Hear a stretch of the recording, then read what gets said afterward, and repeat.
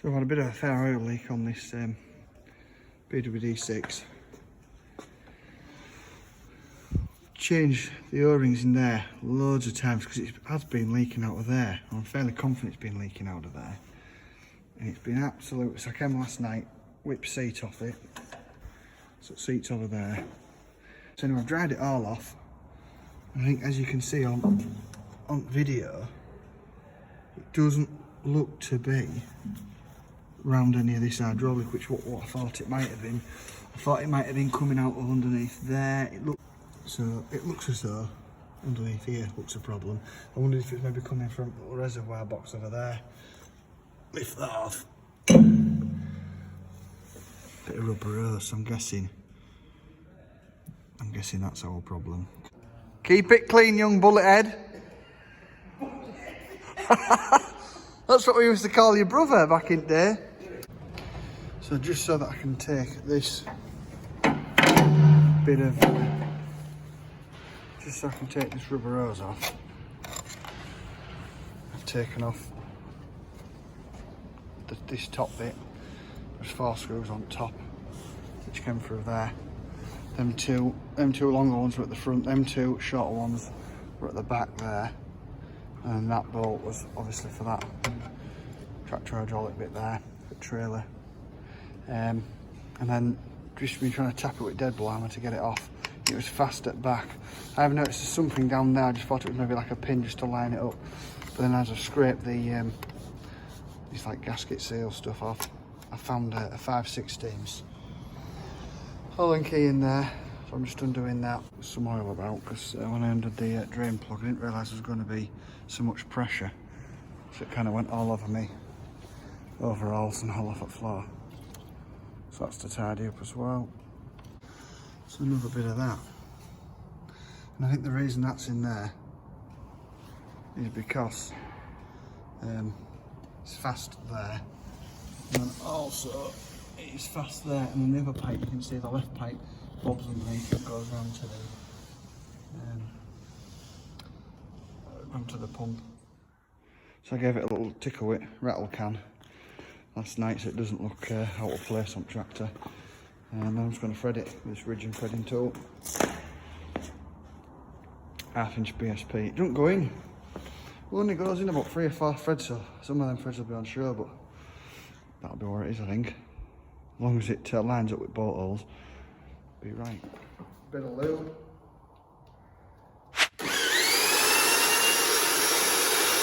Stick it in reverse.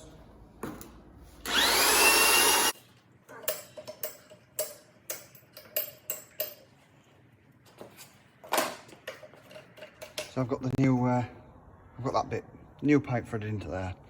I'm just going to try and get that into that box there. So obviously we've been placked at deck. There's going to be a lot of turning space, so I've slackened that nut off, that nut off there, which holds the steering column on.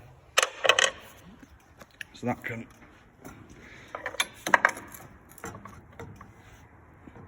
hopefully just tilt out of way enough to get enough lift on it. So it has taken a bit of wiggling, try and get the first thread on, but I think I have got it now with that pry bar in there. Just taking the weight off gently and then starting to thread it in now. Hopefully we can get it to line up, because we're a bit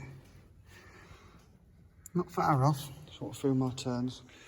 I mean, the colour isn't exactly the same, but I mean, you probably aren't going to tell unless I tell you, because if I was to say to anyone, because that one's an off shade of, it's not pink, it's like an orangey. It's not the same, isn't that?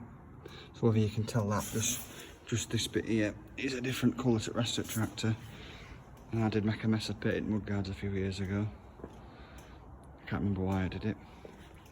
I think I haven't done a bad job of trying